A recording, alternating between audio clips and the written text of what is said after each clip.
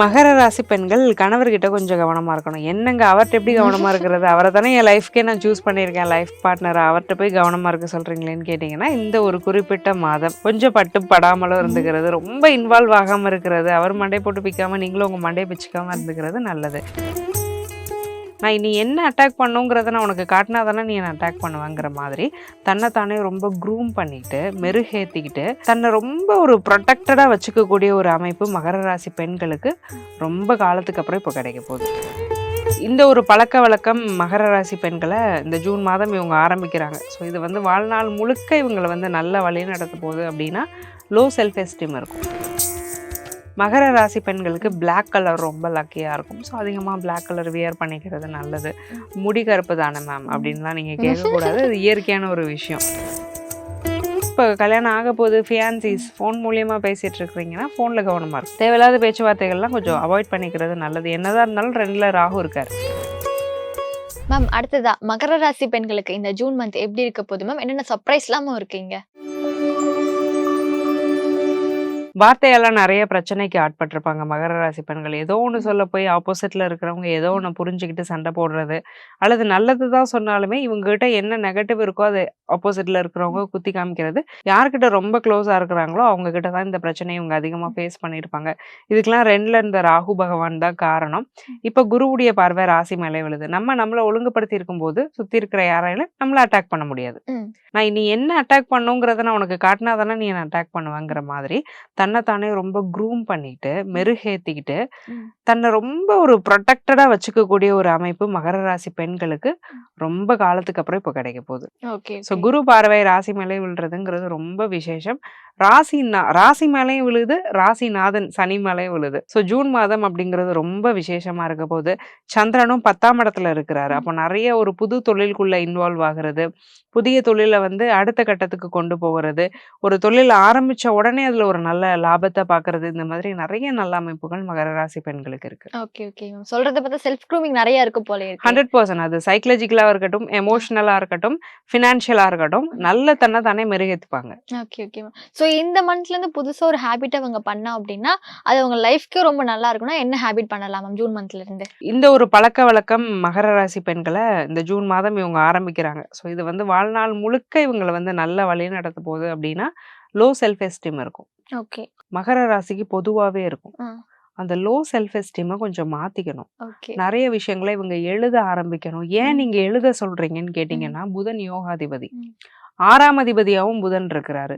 அப்போ ஒரு நல்லதை செய்யறவரே கெட்டதையும் செய்யக்கூடிய ஒரு அமைப்புல இருக்கிறாரு. அப்ப எழுத்துக்கு காரகம் யாரு? புதன். நீங்க புத்தகங்கள் வாசிக்கிறீங்க அப்படின்னா புதன். உங்களுக்கு ஒரு லோ செல்ஃப் எஸ்டீம் இருக்கு, கொடுக்கறது யாரு? ராசிநாதன் சனி. முள்ளால எடுக்கிற மாதிரி உங்களுடைய ஒரு நெகட்டிவை உங்களுடைய இன்னொரு யோகாதிபதியை வச்சுதான் நீங்க கரெக்ட் பண்ண முடியும். அப்போ புக் ரீடிங் அப்படிங்கிறது ரொம்ப ஹெல்ப் பண்ணும். எல்லாத்துக்கும் தான் ஹெல்ப் பண்ணும், இவங்களுக்கு எக்ஸஸா ஹெல்ப் பண்ணும். நிறைய மேஜர் ப்ராப்ளத்துக்கான சொல்யூஷனை கண்டுபிடிச்சிருவாங்க. புக் ரீடிங் அப்படிங்கறத கன்சிஸ்டண்டா இவங்களால பண்ணவும் முடியும். ஆரம்பிச்சாங்கன்னா படிக்கணும், நிறைய விஷயங்கள் எழுதணும். எமோஷனல் ஜார்னலிங்னு சொல்லுவோம் இல்லையா, என்னென்ன ஃபீல் பண்றோமோ அதை எழுதிட்டே வரணும். ஸோ இதெல்லாம் இந்த ஜூன் மாதத்துல இருந்து ஸ்டார்ட் பண்ண ஆரம்பிக்கிறது நல்லது. இப்ப ஜூன் மந்த்ல நான் டிராவல் பண்ணணும்னு ஆசைப்படுற மகர ராசி பெண்கள் வந்து டிராவல்லாம் பண்ணலாமா மேம்? 100% பண்ணலாம். குரு பார்வை ராசி மேல இருக்கும்போது நிறைய எக்ஸ்ப்ளோர் பண்ணுவாங்க, போகணும்னு ஆசைப்பட்ட இடங்களுக்கெல்லாம் போயிட்டு வருவாங்க. அது ஸ்பிரிச்சுவலா இருக்கலாம், இல்லை ஜாலி ட்ரிப்பா இருக்கலாம், ஃப்ரெண்ட்ஸோட சேர்ந்து எங்கேயாவது வெளியில போறது எல்லாமே நடக்கும். அல்லது இப்போ பெண்களா இருக்கிறாங்க, கல்யாணம் ஆயிடுச்சுன்னா அவங்க பிறந்த வீட்டோட எங்கேயாவது வெளியில ட்ரிப் போயிட்டு வர்றது, இந்த மாதிரியான சந்தோஷமான விஷயங்கள்லாம் நடக்கும். ஓகே ஓகே ஜாலியா தான் இருக்கும் டிராவல்ல. யார்கிட்ட இருந்து இந்த மகர ராசி பெண்கள் மாட்டாம இருக்கணும் மேம், சிக்கவே கூடாத ஒரு பர்சன் தான் யாரு? மகர ராசி பெண்கள் கணவர்கிட்ட கொஞ்சம் கவனமா இருக்கணும். என்னங்க அவர்ட்ட எப்படி கவனமா இருக்கிறது? அவரை தானே என் லைஃப்க்கே நான் சூஸ் பண்ணியிருக்கேன் லைஃப் பார்ட்னரா, அவர்கிட்ட போய் கவனமா இருக்க சொல்றீங்களேன்னு கேட்டீங்கன்னா, இந்த ஒரு குறிப்பிட்ட மாதம் கொஞ்சம் பட்டு படாமலும் இருந்துக்கிறது, ரொம்ப இன்வால்வ் ஆகாம இருக்கிறது, அவர் மண்டை போட்டு பிக்காம நீங்களும் உங்க மண்டையை பிச்சுக்காம இருந்துக்கிறது நல்லது. ஏதாவது ஒரு விஷயம் உனக்கு வேணுமா, நீ ஏன் என்கிட்ட கேட்கல? என்ன நீ சாப்பிட கூட்டு போனேல, எனக்கு இது வேணுமா, நீ என்கிட்ட கேட்கல? அந்த மாதிரிலாம் ஒரு எண்ணம் வரும். ஏன்னா குரு ராசியை பார்க்கும்போது கொஞ்சம் அட்டென்ஷன் சீக் பண்ண ஆரம்பிச்சிருவோம், நம்மள அறியாமலே அதை பண்ணுவோம். அவர் யதார்த்தமா மறந்துருப்பாரு, அது ஒரு பிரச்சனையாகும். அல்லது அவங்களோட சொந்தக்காரங்க வீட்டுக்கு நீங்க ஏதாவது போகும்போது, எனக்கு அங்க அத நீ அப்படி கவனிக்கல, இப்படி கவனிக்கல, இது நடக்கல, அது நடக்கலன்னு நீங்களோ, அவரோ மாத்தி மாத்தி சண்டை போட்டுக்கிறதுக்கு வாய்ப்பு இருக்கு. இந்த மாரி சில்லறத்தனமான விஷயங்கள்லாம் பெருசா எடுத்துக்காம, கொஞ்சம் பெருந்தன்மையோட ஸ்போர்ட்டிவா கொண்டு போயிட்டு இந்த 1 மந்த்த கண்டுக்கிட்டீங்கன்னா, அடுத்து அவர்ட்ட இன்னும் ஜாக்கிரதையா இருக்க வேண்டாம்.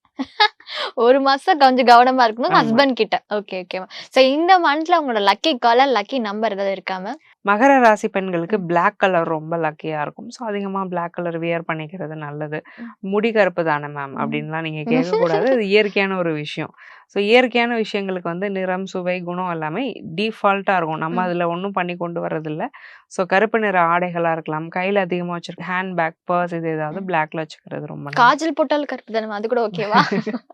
எடுத்துக்கலாம். ஓகே. இன்னொன்னு லக்கியான நம்பர் என்னன்னு பார்த்தீங்கன்னா, நம்பர் 8 ரொம்ப நல்லாருக்கும். 8 லக்கி நம்பர். நம்பர் ஓகே நல்லாருக்கும். மேம். ஸோ ஓவராலா அவங்களோட லைஃப்ல வந்து இன்னும் கொஞ்சம் சூப்பரா இருக்கிறதுக்கு என்ன மாரியான ஆன்மீக வழிபாடு எல்லாமே இந்த ஜூன் மாசத்துலருந்து தொடங்கலாம் மேம்? மகர ராசி பெண்கள் சிவன் கோயில்ல இருக்கக்கூடிய அம்பாள் ம். இருப்பாங்க இல்லையா? அவங்களலாம் சாந்தமான அம்பாள். ம். சாந்த ஸ்வரூபிணியா இருக்கக்கூடிய அந்த அம்பாள ம். நீங்க வெள்ளிக்கிழமையில போய் வழிபாடு செய்றதுங்கிறது ரொம்ப விசேஷம்.